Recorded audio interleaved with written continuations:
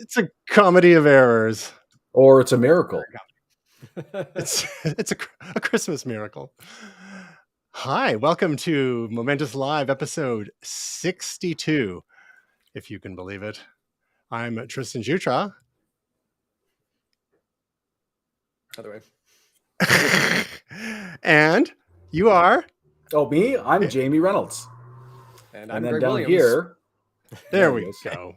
And this is Momentous Live. Yes, very live. A little too live. A little too live. Find out more about Momentous, momentous.tv, twitter.com/momentous.tv, facebook.com/momentous.tv, instagram.com/momentous.tv, on YouTube. Search my name and find the Momentous playlist there. I'm going to see if I can say that faster each time. Welcome back to the indomitable Jamie Reynolds. It's been a few months. Indomitable. Good to have you back. And Gray, welcome back. Hope everything's all right at the other Momentous HQ. We missed you. Yeah. Lots of changes afoot. Yeah, it's been a tough week. There was a fire, a flood, and some trespassing. So wow. Just need some plagues now. Oh, we have a plague. Trespassing is just a social construct. Sir, don't get me started. Fair enough. Well, we're happy to have you back, and let's get to it, shall we? We've got a little bit of follow-up. We have our official Momentous UFO correspondent, Jamie Reynolds, with us today to do just a quick follow-up on a story that we've been following personally for a couple of years. I remember when Jamie first brought this whole Air Force video footage to our attention. Was it Air Force, U.S. Air Force, U.S. Navy? Yeah, I can't remember if it was Navy, Air Force. I think it was Navy, actually. Yeah. Navy pilots, yeah. And we saw what was called the Tic Tac footage. You want to just quickly sum that up for us, and then what this recent development is we have today? Sure. Well, the Tic Tac footage, as it's known, was really it was taken in combination with a Navy fighter pilot by the name of David Fravor. And that's really the whole key to this. He is one of the most credible witnesses of a UFO, or in common parlance nowadays, UAP, unidentified aerial phenomenon. He came to the forefront about talking about he was in the plane. His another pilot who was flying with him, she came forward and said, yeah, this is legit. We don't know what it was, but this is the thing. And here's the high quality radar images of this thing. And this is what we saw. They didn't get the whole interaction on their camera footage, but it was just a fascinating recount of a UFO encounter by somebody who is trained in observing these types of things. So that combined with a number of other bits of footage, other people coming forward over the last really decades, but just always in the background, it seems. Nobody ever jumped on this topic, but enough people seem lately to have jumped on the topic, and it's gotten to the U.S. Congress, I guess. I don't really know how the U.S. stuff all works, but they're an important body down there, and they have there's enough people in Congress that have said, look, we want to hear about this stuff. We want to hear what is actually going on. We want to do an inquiry, and for the first time in 50 years since the 70s, they're having a public hearing on UFOs. Last time when would that have been? Eisenhower when it was if it was the 70s, it was probably Nixon. That was before. I think it was. Yeah, I can't remember who it was. Anyways, but it was all attributed to swamp gas, and just ignore it. Don't worry about it. It got buried. Project Blue Book. It was shut down, but it wasn't shut down. In the end, we realized that this has actually been going on under the radar, as it were. And now now that this has come to light, the Congress is saying, okay, let's really figure out what's going on, apparently. So public hearings are going to happen to try and figure out what is going on, whether it's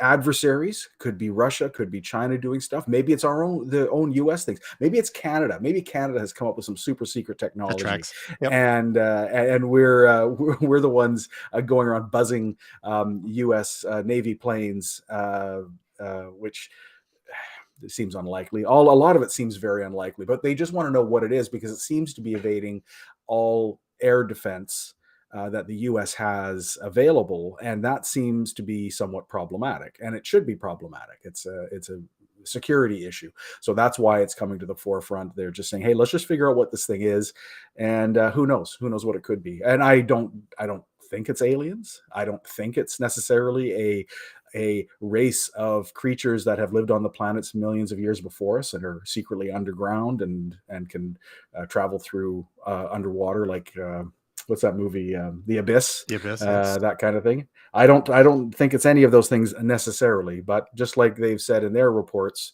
in the US, they don't know either. They're not putting anything. They're not saying it's not aliens. So that at least is kind of interesting.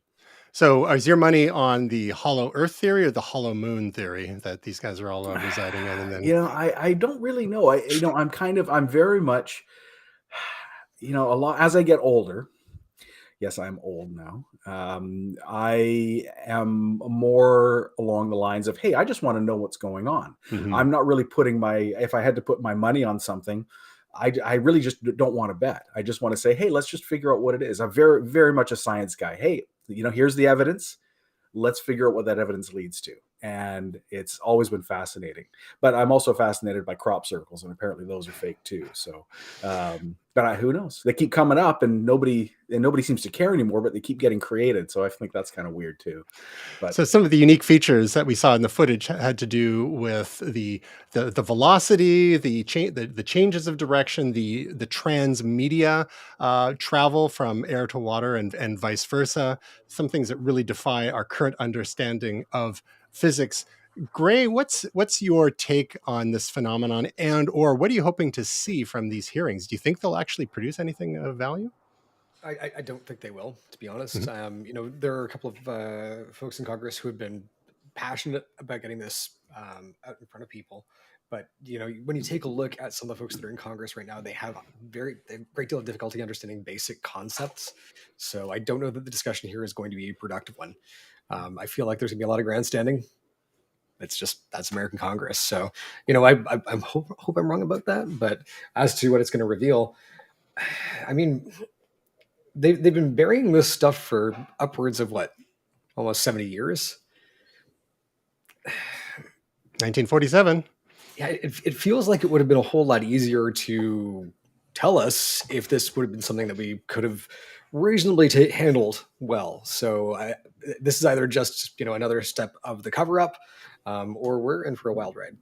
I personally think that they don't know what it is. I think that this is so far out of the realm of their ability to track, to document. I'm not a big fan of UFOs having crashed, and hey, they're UFOs. They're if it's alien spacecraft, they're not just going to crash because they took a left turn when taking a right. Yeah. Again, but I believe that there's some sort of something going on which they just don't understand, which scientists or politicians or Army or Navy just can't say, hey, we just don't know what this is, but there's weird stuff we're seeing all over the place and we can't figure out. The one thing this may do is if some people in power can come up and say, hey, look, we don't know what this is either, but let's put some money into this thing to get better sensors, to get better techniques to track this stuff, to record this stuff. And maybe we'll get enough empirical evidence to say, hey, here's what we think it is.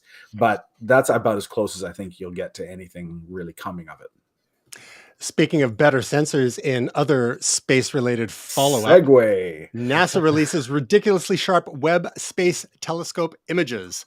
The telescope achieved a perfect alignment, according to Webb scientists. Momentous space correspondent Gray Williams. We've been tracking this story for a little while now, and there was a whole lot of things that had to go right for Webb to get set up properly, and now we're finally starting to see the fruits of those things going right, including some drastically improved views of different parts of the sky. You a quick summary of this little update for us? Yeah, so I mean, to your point, like everything did have to go right here, which it feels like it happens so rarely with space exploration. We get most things right, but even the slightest deviation can result in something exploding or something crashing or something just not working. Hubble, famously had to have the mirrors fixed after it was up in the air. So there's this, like, every piece going perfectly and then getting these images is absolutely stunning.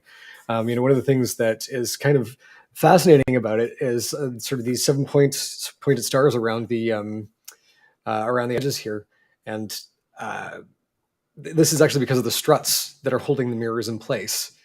So this is not actually a natural phenomenon. This is how the image is processed, because that's how the image is being reflected using these reflectors. But just looking at the quality difference, like, it's like getting LASIK, it's incredibly fascinating. We're also able to look further back in time. The further out you're able to look, the longer it takes light to get here. So it's you're basically, you've got a time machine looking back into the history of the universe. So this is one of those amazing science projects for that's going to have just drastic implications in how we see the universe. So it's really great to see that it's up and running and it's working perfectly. I think there's going to be a bit of a competition to all the various projects wanting to get Webb to point at the part of space that various parties want to focus on. So just look over there. Yeah, space is big, so get in line, folks. But definitely exciting that things are going relatively well, all things considered, and we're starting to see the fruits of those developments. A couple of things that haven't gone so well in some new space news. We had a Rocket Lab helicopter that was trying to catch a falling rocket to avoid it, the booster section, to avoid it from landing in the water. Because when you can avoid things landing in the water, it's a lot easier to refurbish them for future launches. And we've seen SpaceX refining its technique for landing its rockets for reuse. So apparently the Electron rocket took off, and when it came back down, the idea was to have it parachute down, and a helicopter was to grab it while it was in there, and it did. Awesome, but then it dropped it. So that's one little thing, one little setback there. And then in another little setback on Mars, the Mars rover has lost contact with the Mars helicopter, which has been tootling around for the last few months over the surface of Mars. It's covered several kilometers now and doing quite well. But apparently some dust has been accumulating on the solar panels, and it's causing some problems here. So, Gray, these two stories, I mean, they're not directly related with one another, but they do speak to the fact that there are so many factors that are involved with any space launch, whether it's just local or not even outside of our atmosphere yet, or all the way across our solar system to Mars. Do you think that we're going to get Ingenuity up and running again here? We got, because if the solar panels are dusty, then the batteries don't charge properly, et cetera, et cetera. Are you pessimistic or optimistic about the Mars thing? Because they've basically had to put the whole project on hold until they get things sorted out. I'm optimistic. We had one rover, I think it was Spirit. There's Spirit and Curiosity, yeah. Yeah, it was one of the two. But it basically kept going because the wind kept sweeping the dust off the solar panels. So I'm really hopeful that we'll see that happen. This is a fascinating piece of technology. Being able to fly in that thin Martian atmosphere is, it's a miracle of physics, really. To use a complete oxymoron there, but just really, really impressive. So I'm hoping that we're not stunted by dust here, but that's actually something that is not just a challenge on Mars, but even more so on the moon. The regolith on the moon is just so fine and gets into everything that Mars actually seems like a bit more of a hospitable place to put down, because it's a little bit less corrosive or caustic, I guess. Looking at the helicopter grabbing that booster, it reminds me of the Fulton surface to air recovery system. Did you ever see this? It's basically you're on the ground and you have a quick inflation balloon that kind of takes you up in the air and it grabs you with a hook. And it's for evac of people. I don't know if it was ever used successfully without breaking somebody's neck, but it kind of reminds me of that. As you're coming by and you're snagging this thing out of the air, but you've got to think, you've got a helicopter, this thing, wind shear, all of those forces. It's no wonder they had a load abnormality.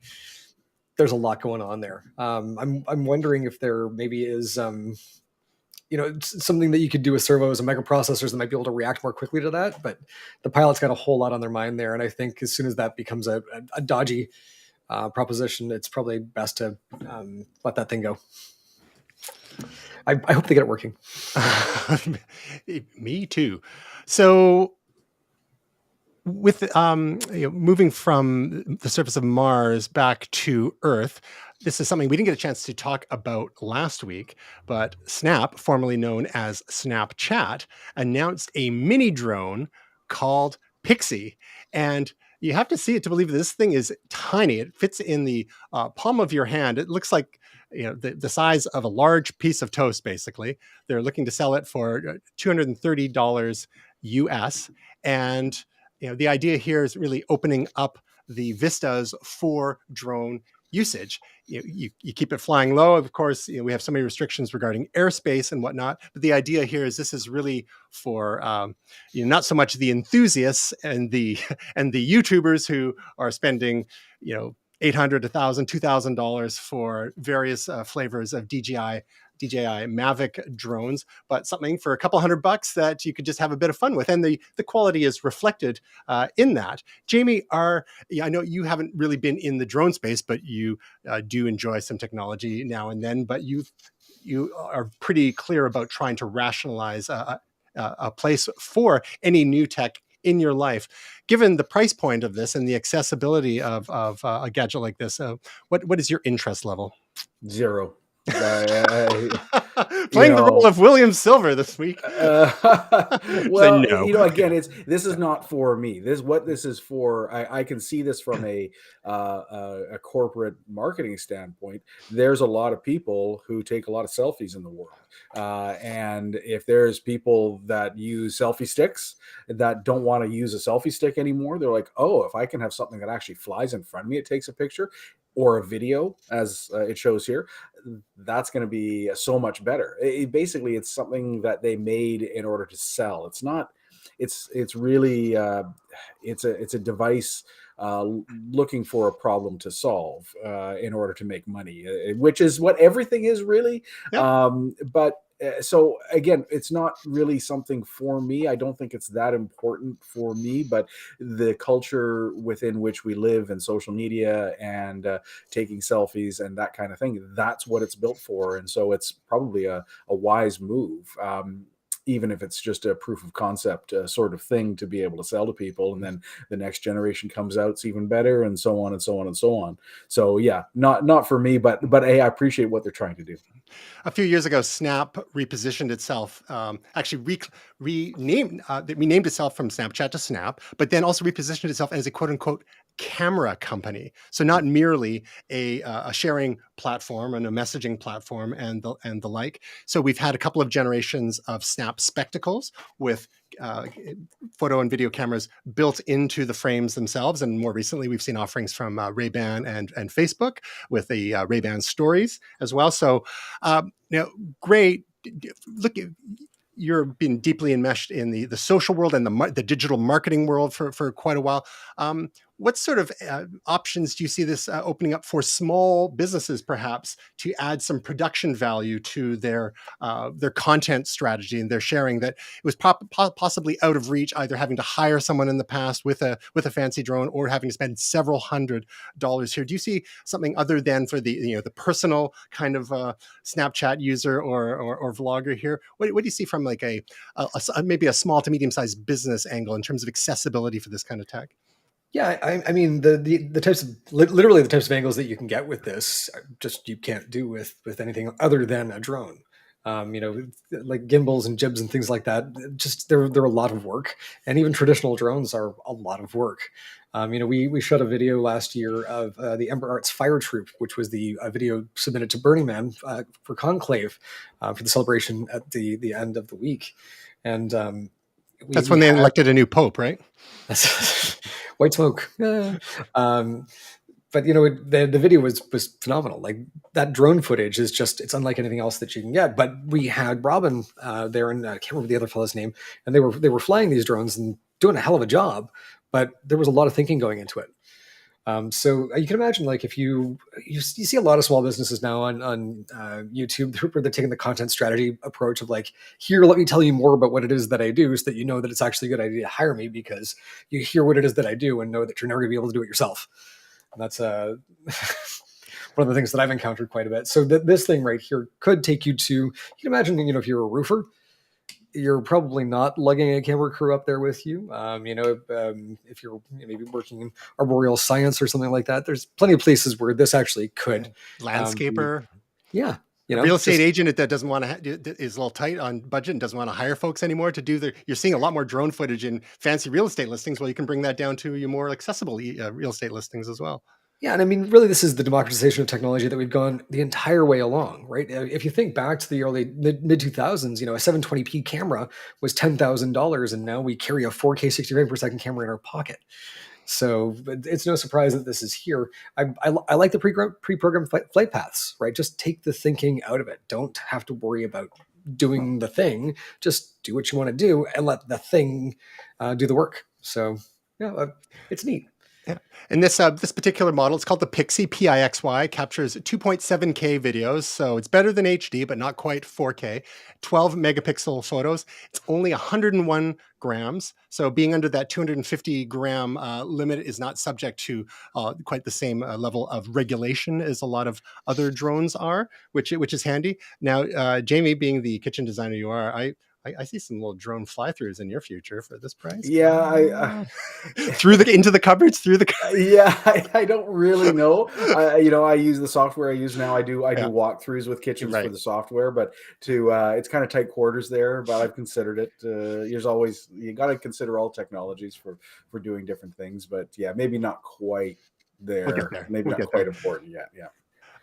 In other drone-related news, this was from a couple of weeks ago, but I was hanging on to it because every once in a while, despite the reams of bad news around us, it's nice to have a little bit of good news. And drones apparently have transformed blood delivery in Rwanda. So these autonomous aircraft have shuttled blood to rural mountainous areas for years, and a new analysis proves they're faster than drying. So these aren't our typical consumer quadcopter drones. These are more fixed wing type drones, but they can drop some packages off with some little parachutes on them and delivering things like blood and other medical supplies. We're starting to see these sorts of applications more and more. So drones aren't just for our vanity videos or our social media influencers and or even our realtors nowadays. There's also, or even the mythical Amazon Prime Air that went to testing and never really materialized for a number of reasons. But there are all sorts of other and drones aren't just for bombing either, which is nice to know. You can bomb people with blood. Gray? Yep. You can bomb people with blood. There was an article I was reading, so on a similar line, which has been going on for a while, is the tree planting with drones as well. So it's a similar sort of idea. But yeah, they take these drones can be programmed to come and pick up a bunch of seedlings and saplings and then and shoot them into the ground at pre-programmed spacings. So similar kind of idea. There is definitely a lot of benefits to having some autonomous flying vehicles out there doing this type of thing, as long as they don't fill up the skies too much and then start hitting each other. But again, hopefully there's ways of doing that. But yeah, that's pretty great that they can do that kind of thing. Now that the way that they catch the drones with the little thing there, that's a little weird. It reminds me of aircraft carrier decks, except it does in the air instead of on the deck. Yeah, it seems like they could maybe make them just like land, but I guess hey, that's the way to do it. Maybe it's easier on the body that way. It could be, it could be. So, anyways, so that similar idea to planting trees with drones too. Yeah. So we just have to workshop a few ideas of our own, and I mean, it's not long until we get assassination by drone too. I think that's already happened. I mean, like autonomously with the facial recognition and the profiling. I like the way your brain thinks there, Tristan. Stopkillerrobots.org. Check it out. There's scientists are concerned. Birds aren't real. In other death-related news, Apple, after 20 years, over 20 years actually, has finally killed the last remaining iPod. Believe it or not, there was still an iPod being sold, the iPod Touch, which was last updated in 2017, and Apple has still been selling it in, I'm sure, very limited quantities. Basically, it's an iPhone without the phone part and using, I think, an A10 processor, but great entry-level device for kids. Of course, no SIM card, so it could only be used on Wi-Fi or totally disconnected itself. iPad, I think, inarguably, the iPod sort of helped shift things in the music industry considerably with along with the iTunes store. The music industry was being challenged by Napster and other peer-to-peer file sharing services in the late 90s. And, Steve Jobs, in his usual way, came to the record labels who were at a point of weakness and offered them a deal they couldn't refuse. So from that, we got the iTunes store, the 99-cent downloadable singles, the $9.99 songs, which later got a bit more variable pricing. There was DRM initially to appease the record labels, and then eventually the DRM went away. And then as time went on, we saw more and more streaming thanks to Spotify, which really paved the way there. I mean, standing on the shoulders of the likes of Pandora and others. But Spotify was really the one that brought streaming to the mainstream. And then you saw others like Apple playing catch up with their acquisition of Beats. So the iPod was just kind of, it was a dead man walking for quite a while, because as we've talked about in the past, convergence has been such a trend, as all these devices have converged into our smartphones, our cameras, our music players, our game devices, our internet devices, and so on. So, no longer did we have like this, my Gen 2 iPod got stolen in my car in Gastown a number of years ago. So this is a Gen 4 iPod Photo, I believe. Then they had the iPod Mini, which was only out for a year or two, and they nerfed it and replaced it with the iPod Nano, which really blew things up. The Nano took all sorts of different shapes and sizes. There's the Fat Nano, which is not one of the more successful designs. You could watch great video on there. And then some other interesting experiments. Again, they came in a few different sizes and shapes, like the iPod Shuffle, which had very little in the way of interface at all, but it plugged right in via USB, and you could load your few dozen songs on there and just put it on shuffle. Later versions were controlled by voice. So my question for you two is, what single purpose gadget is or was your favorite over the years? Because again, we've had convergence for so long as a trend, but are there still some things you like to do on a device that does mostly just one thing? Or if not, what one device from the past may have been your favorite for doing just one thing on? And I'll start with you, Jamie. Oh, thank you. I can go first if you prefer. No, I'm good. I was racking my brain as you were going through that, and I'm trying to think of a single purpose gadget. And interestingly, sort of to go backwards technology wise, it's probably my current DSLR. I actually really like using a camera with a proper lens and changing the lenses out to get the right picture. There's something about a proper camera to take a picture that just a phone just cannot duplicate. The computerized depth of field, it kind of works, and this, that, the other thing. But I was looking back on some pictures, and I rarely use it anymore. I'd let my son borrow it while he was at university. He's back now from there, so I do have it again. So I'm gonna actually pull it out and start using it a bit more. But yeah, there is something really satisfying about having something that is not general purpose, something that is really focused on a certain task, because oftentimes those unique tasks are so much better served when you have something that is designed for that particular task. A good example, going back to the phones or an Apple thing, I remember when Apple, I think maybe it was iPod Touch came out, or one of the iPhones came out, and it had a level in the phone that had the level on the screen, and you could put the phone down and give a level. Well, you know what? It worked, but it Yep. was not something that I would use on a job site. For sure. So I would use it Casual use only. Exactly. Excuse me. But again, a good example there of the phone, again, the convergence. Oh, yeah, it's got this accelerometer thing or whatever it was that you could do to check your level, and it would work. But it really, if you want to use one, if you want to have a proper thing, you use an actual level still. Same kind of idea. So yeah, I would say the DSLR was really and still is a thing that I like to go to get something just right, the way I really want to, and feel really satisfied with it, stepping back from the convergence type of thing. And then you're not getting notifications on your DSLR to interrupt you in the flow of work either, right? It's true. Yeah. It's kind of an important thing. You're focused on the one task.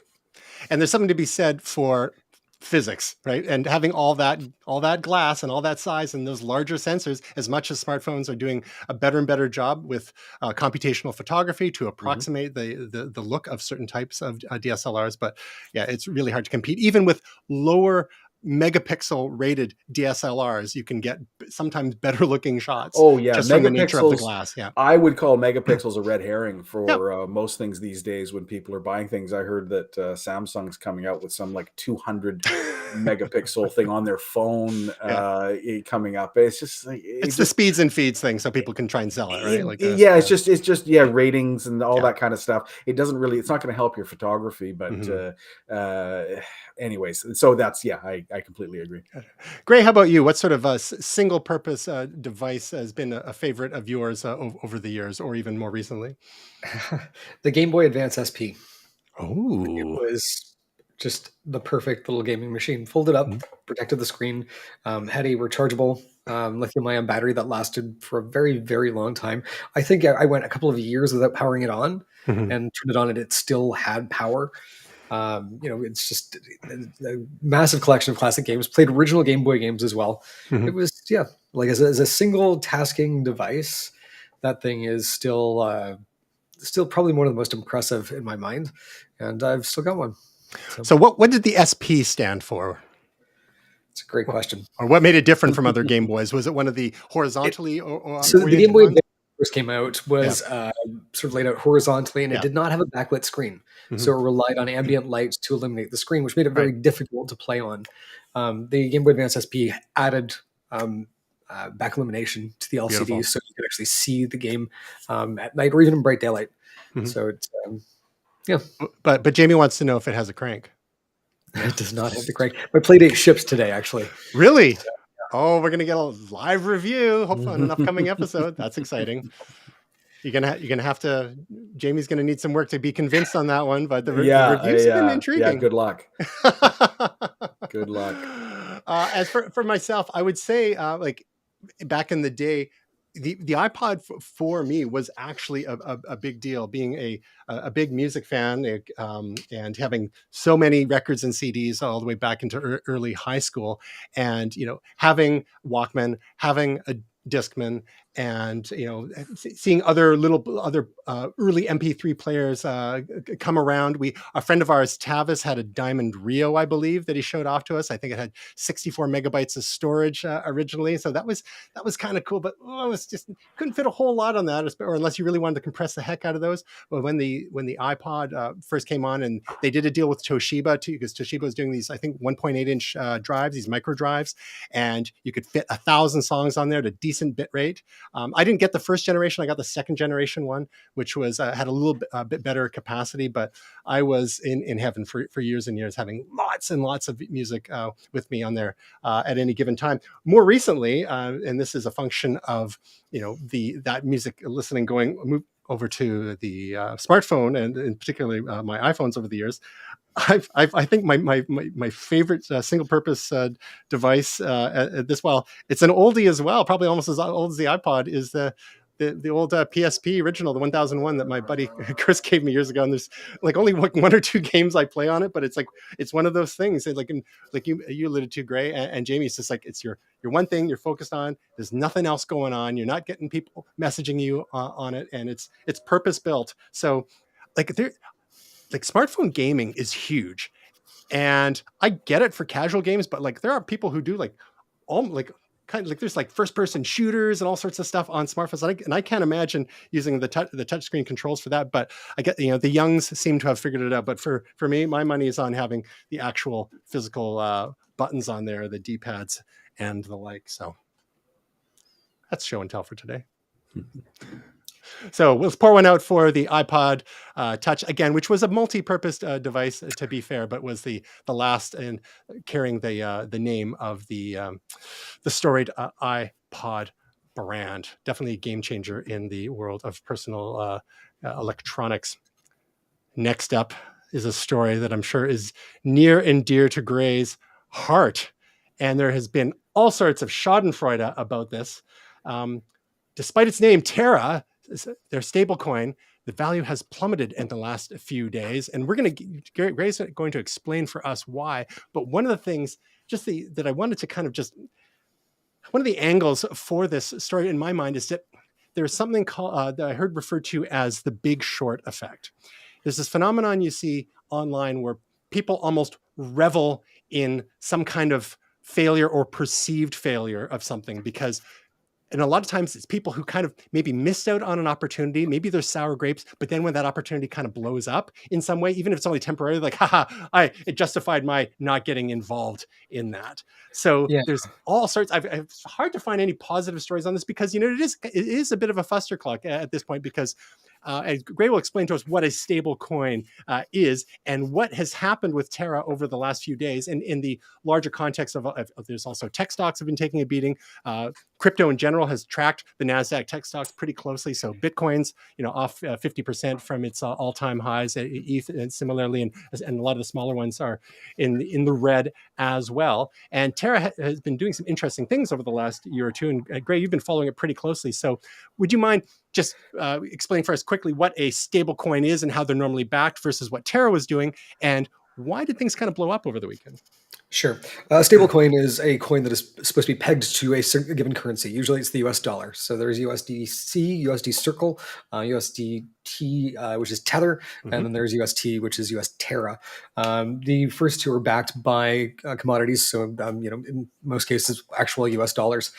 Terra is an algorithmically backed stablecoin. It has a partner cryptocurrency called Luna that when you want to mint UST, you burn Luna. When you want to mint Luna, you burn UST.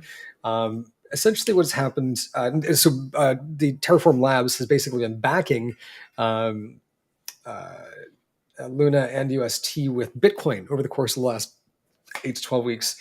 It's interesting, like what happened the last week or so was a malicious attack. Oh, okay. So we've actually seen the wallets now where essentially they were offered UST at a discount in exchange for Bitcoin, and then essentially shorted both. This was a small group of extremely rich people taking retail investors, and I know of at least one suicide that's happened in the last 48 hours. To the people who take joy in this kind of thing, I don't really know that there's a place on this planet for you. Like that's the cruelty that goes on the internet is horrible. And within the cryptocurrency community, it's doubly so. They seem to have doubled down on the, Pepe the Frog sort of identity. But watching people fail and wanting people to fail is unconscionable. The interesting thing, Terraform Labs Do Kwon has said that they've got a recovery plan in place. This did expose a weakness in the system, but this was a concerted effort with hundreds of billions of dollars involved. This was, if this was two nations, that would have been a declaration of war. So it's interesting to see this happen. Like algorithmic stablecoins, I think, are still, in my opinion, far more egalitarian than anything that's backed by a currency that a government controls. So I still think that this is the right way to go. In the next 2 or 3 days, we'll see whether or not Terraform Labs has a plan that can actually get us back to a point where the peg is reestablished. It's at 94 cents right now, which is not good. It was down to on Binance, I think somewhere around 60 cents at one point. Yeah, when I checked earlier today, it was 81 cents, I believe. So we're at 94 currently, but that's just more of a reason not to use Binance, I think. So anyway, the peg looks like it is going to be reestablished. People are saying that consumer trust in Luna is dropping, but like for it to reestablish its peg this quickly, when we saw this happen to Dai and a few others, it was months. So, needless to say, I'm very sad to see something like this happen. Markets are going to market, but now, do you think it speaks to a possible flaw in the logic of backing a stable coin with an other volatile asset as Bitcoin? No, that actually saved it. Sorry? That actually saved it. Okay. Right, because the algorithm, like the one thing that can end an algorithmic stablecoin is a run on the bank, and you basically exceed the availability of liquidity. By having that reserve, they were able to put it into place very, very quickly. But that was actually used to victimize the whole thing by shorting both Bitcoin and Luna at the same time and causing a drop in both. This entity essentially made a lot of money liquidating a lot of people. This was some James Bond shit. So no, it was that like without that reserve, having the reserve in such a place where it could be manipulated. The only thing I can say at this point is I think there needs to be some look at the code and making sure that doesn't happen again in the future. And I think that's probably what we're going to hear from Doe in the next couple of days.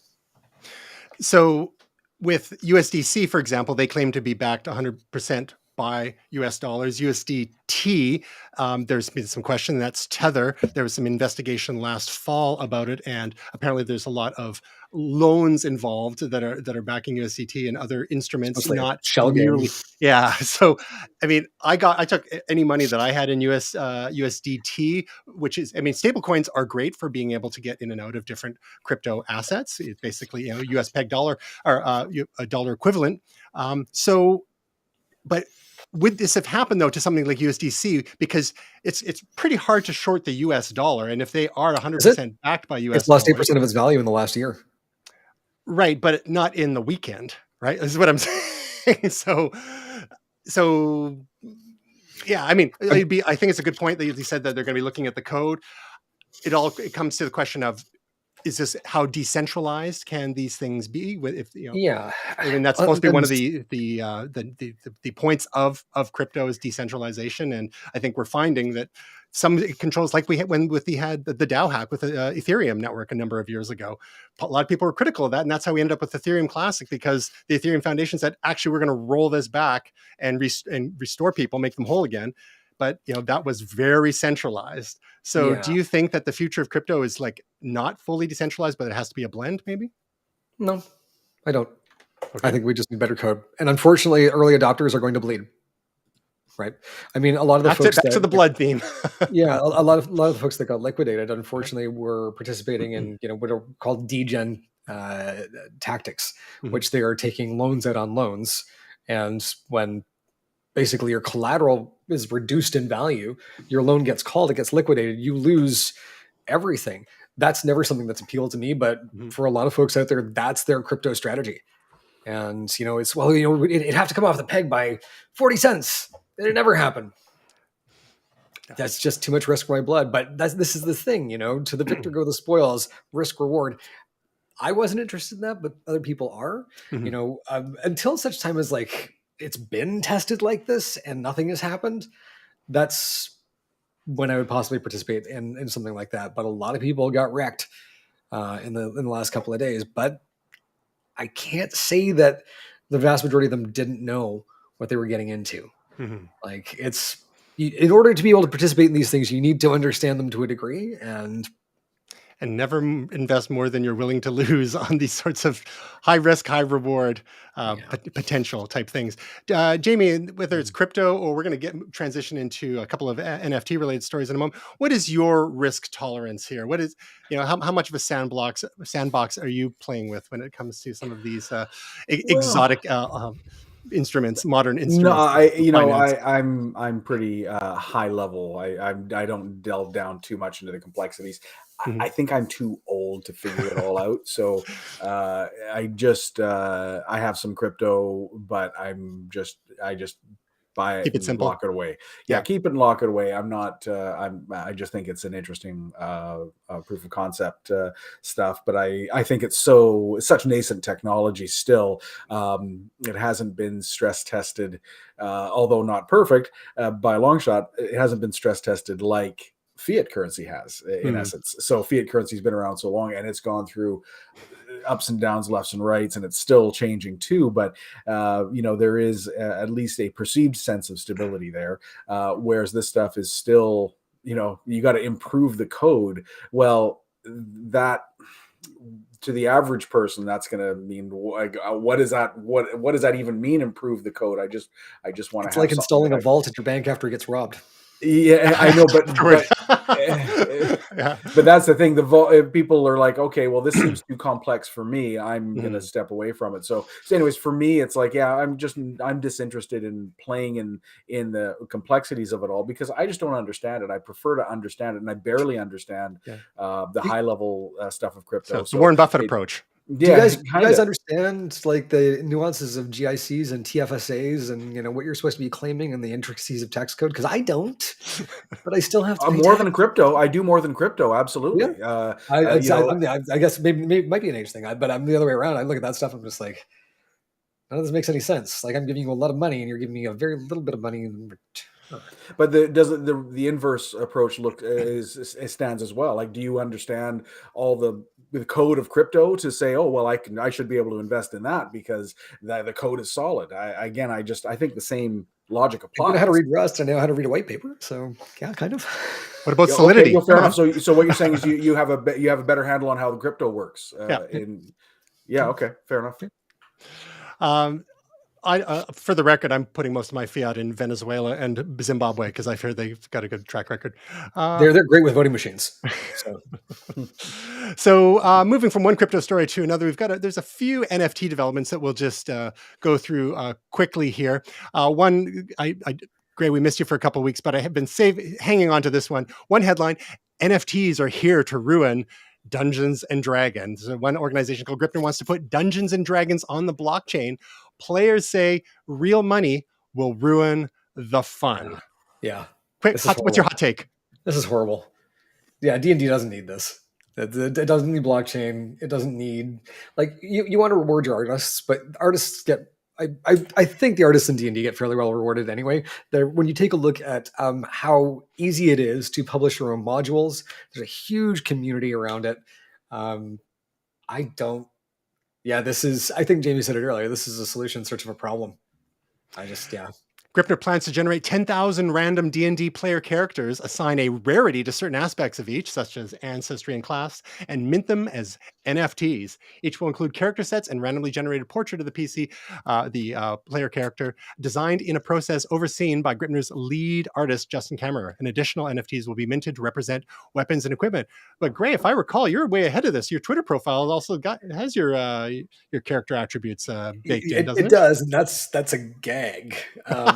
This makes me gag. To quote Tasia, gross. This is terrible. Like, D&D is about individual creativity. It's not about randomly generated, character art and leaving it all up. Like, it's supposed to be about a representation of how you've created this character. Letting a computer do it doesn't seem in the spirit of it. Maybe some people like it, but I'm with whoever wrote the story here. This is not ruining D&D. It's just a really horrible application of NFTs. All right, then. Our next NFT story is Zuck, as in Mark Zuckerberg, wants to build AR or augmented reality NFTs for Instagram because maybe he's bored. So they'll be supporting Ethereum and Polygon-based NFTs. Jamie, is this what it's going to take to get you into the NFT game now that you can do them on Instagram? Because I see you on Instagram, and I know that you're AR curious because you've been early into VR and metaverse activities for the last decade or so. What are your thoughts? Do you think NFTs have a place on Instagram? This might do it for me, actually. No. This is all bandwagon jumping and everybody trying to find an angle to make a buck. Again, which is how the world works. These are not passion projects. These are, okay, NFTs are a thing now. how can we apply this in order to create value, and which is at the core of capitalism, which again I have a lot of respect for, but it also creates problems where artificial value sometimes it doesn't benefit those participating in the marketplace. So again, for me, these are NFTs seem to be mostly for people who want to make a quick buck, or they want to try and buy something because they think it's going to be really, really valuable. But there's no real use case to most of these things. Again, I still think when somebody comes up with, and maybe they are, or maybe they have NFT Ticketmaster situation where you can get a ticket and it's yours and there's no way that it could be copied or transferred or whatever, that kind of thing, or in virtual goods. Again, those are great ideas, but it seems to be that things are reaching far further afield than they should. So again, I feel out of the loop on this, so I don't really know what the point is. It's just, if you can buy a piece of art and and it's yours, it's digital, fine. But if you can get an exact replica of it, and it's not yours, but you still can look at it and put it where you want to. I don't know. It just doesn't make sense to me. Yeah. The way it's being positioned as a way for creators to connect with their audience, and for their audience to be able to, show their loyalty to creators by being able to purchase a digital good, and with a platform as large as Instagram and as visually driven as Instagram, I think they're figuring it's a natural fit there. And, of course, money talks, right? But there are a lot of people spending a lot of time creating for their audiences, and it can be tricky to monetize. Like on YouTube, it's easy, just turn on AdSense, and then eventually, you can maybe develop merch and have other ways still. But on Instagram, there is no primary way to monetize. You have to go straight to the merch or be pitching another business. Gray, being that you associate with a number of people in various creative communities there, do you think this is a positive step, or are you still Zuck skeptical? Yeah. Like 11-foot barge pole. Okay. Because I wouldn't touch it with a 10-foot barge pole. I gotcha. Okay. All right. Well, how about instead we brew NFTs for water? Abalon, which is a brewery in the Ukraine, they've been working hard to bottle water for people in Ukraine who have been suffering from a little invasion for the last couple of months. Well, they are minting NFTs where people can buy and then eventually collect as time goes on. But this is a bit of a fundraiser to help support their efforts, because they've been doing a lot of this out of their own pockets, and it can only go for so long. So this is an example of a different way that NFTs can be used there. Now, Jamie, I know you're a fan of brewing in general. I'm not sure if you've tried Abalon per se, their brews or their water. Do you think this sort of aspect has potential for fundraising? Again, I don't get it. I just don't get it. I'm sorry. I'm not seeing what, like, if I want to donate money somewhere, can I just donate money? Like, I'm not sure what they're trying to achieve. Don't you want stuff for your money, like a little digital collectible? I mean, it's but it's do an I? I guess that's the thing here. What are they?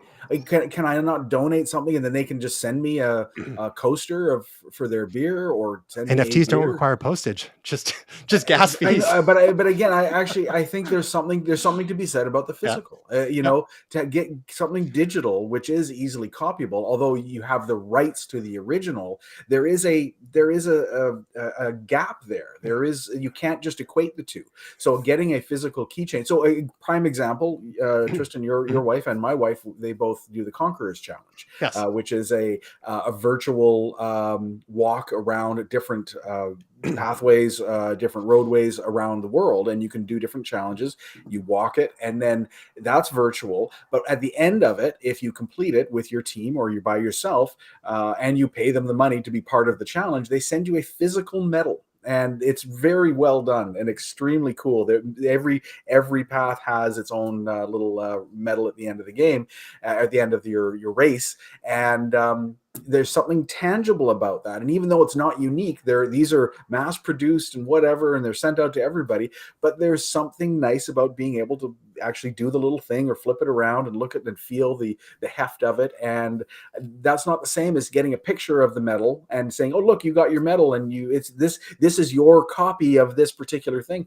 It's a totally different animal. So I think that you'll find that getting something physical, a cheap little thing or an expensive thing, is actually going to be much more satisfying for most people. But there's going to be people, I guess, who want the virtual good, and they'll value that the same amount. I just don't think there's enough people that are going to do that. Well, and again, this could be a generation gap sort of thing. We've mentioned in the past how I'm old. Maybe the youngs, the real estate being at such a premium nowadays, they don't have the giant homes to fill with crap.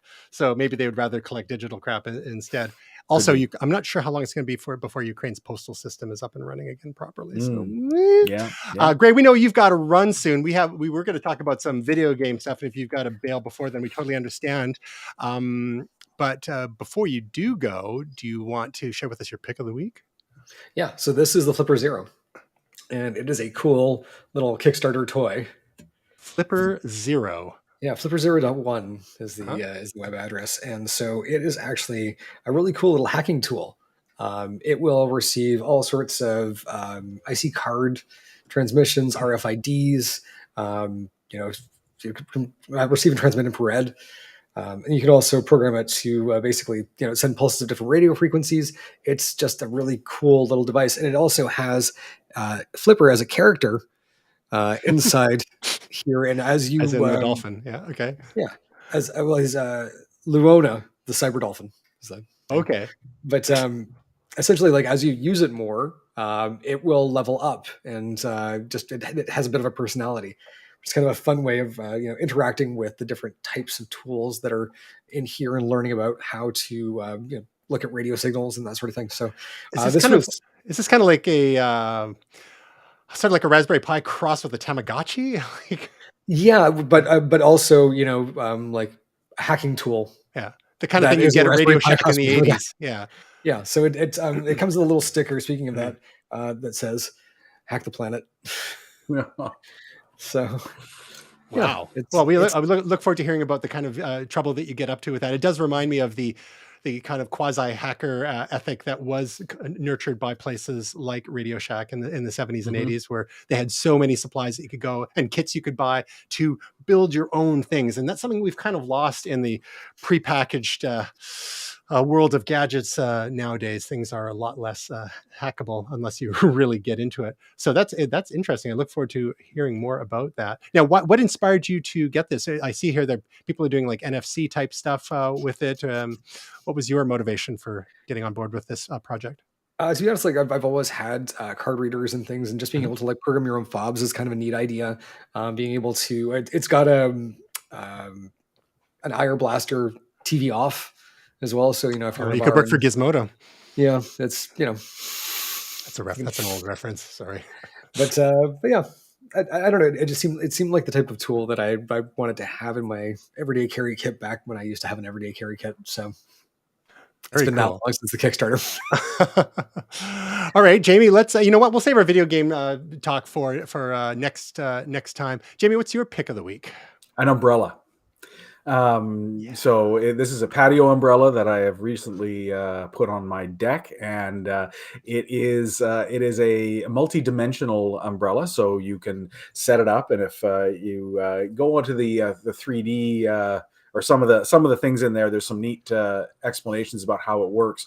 But this thing can tip backwards and forwards and left and right and pivot, so you can have it vertical. And there's some neat cantilever technology. If you scroll down a bit go to the left side there, Tristan, and go down a bit there, you can see the right at the top of your list there. There's a little down one. There, so you can tip it on its side. So if the sun is low in the sky, you can tip it to the side, and it'll block the sun very easily. And it also has neat LED strips all the way through those. Those are LED lights. So that is a solar powered on the cap. So during the day it'll charge up, and then during the night you just press a little button and you get a nice warm light without having to put any power to your deck. It's quite a neat cantilevered system, and it's very easy to put together, and it was very reasonably priced. So yeah, those are that's a pretty cool low tech, high tech hybrid there. And so it's got a weight at the bottom too, so it's not going to tip over. Yeah, the unit itself comes with 4 separate blocks that are empty containers that you fill with sand and water, and then you put each one on separately to create one bigger block at that point. And yeah, the overall unit is quite light, and that prevents it from tipping over. Good. And how did you decide on this particular one? What kind of research you did? What was your sources for researching cantilever umbrellas? Our source for this one was actually a mutual friend of ours. For our friends Joanne and Paul have one of these on their deck, and we liked it and compared it to other ones and said, yeah, this is the one to go. All right, good choice. Gray's got to run, so we'll let you go. Gray, thanks for joining us, and I'll bore Jamie with my pick of the week, and then we'll wrap it up. Sounds good. But yeah, so this is a great. I surprisingly enjoy adjusting it, and you can spin it around 360 degrees too. So it's 11 foot in diameter, and so it really covers a huge area depending on the use that you need it for. Yeah, we've been in the market for one for a while, so don't tell my wife. All right. So my pick of the week is something a little different and kind of stupid, but I ran across it. This is not something new, but apparently there's this quasi game type thing, more vehicular simulation called BeamNG. And I ran across this series of YouTube videos. There's all sorts of channels that feature footage from this game. There's an amazing number of vehicles and parts of the vehicles and the physics dynamics and whatnot. And people have this habit of trying to pit vehicles against strange features in the in the landscape, such as giant bulges in the road, giant pits in the road. And how does a truck fare versus a sports car versus an SUV and whatnot? And it sounds dumb, but it's oddly satisfying to watch and oddly addictive. And you scroll through, there's somewhere you can chain cars together and see how they fare when they hit a bollard. If you're interested in physics at all, this isn't going to be 100% accurate simulation of reality, but they're within the rules of the universe as they've designed it to date. It is pretty interesting, and it shares a lot of features with engines that are being used in other video game platforms nowadays. So I just thought this was wild. Like, for example, this Cars versus 100 Fallen Trees. I think it's a little goofy because the logs don't actually move when they're hit. So they didn't specify there that they were fixed. So there's a few limitations, and maybe some of that stuff can be programmed into the simulations. But it's just kind of fun to see how these various vehicles this reminds me of a game, and I can't remember if it was an old PC game. It must have been. It was like racing destruction set, or and you could actually put your vehicles on different planets. You could be like on Io or on Jupiter, and then you could create this racetrack. And but that's got to be like 25, 30 years ago. But yeah, similar kind of idea. It seems to scratch a similar itch. People just like seeing stuff get wrecked. And part of it is, the being able to play in a world where there are no real consequences, right? You just get to see what if, you had a train and have to go along a track and there's a giant pit. And what if that got rear-ended by another engine car? Just like, so cars, trains, all sorts of stuff. It's like I said, it's oddly addicting. I would assume that it's mostly, not all, but mostly men playing this game. There's something about you think? It's so stupid, but there is something appealing about it. I would agree. Yeah. So you can go to beamng.com and you can access the game on the Steam store and download it there for your device and mess around with this stuff yourself. And man, if I was a 12-year-old, I would be so into this and waste so much time. But alas, now I'm just have to resort to YouTube videos to watch other people who have spent an order of magnitude more hours on this. Yeah, that's the problem with stuff like that. So. So with that in mind, we have just one last thing to share, and that is our video from our lovely and talented Tasia Custodi. She has another YouTube video for us, as she does every week. This one is Google Maps updates for 2022. And I actually learned some stuff on this. So if you're a Google Maps user, check out what Tasia has to share in this video, which you can find at youtube.com/Tasia Custodi. Jamie, got any projects this week? Any interesting designs you're working on, or anything else aside from umbrellas?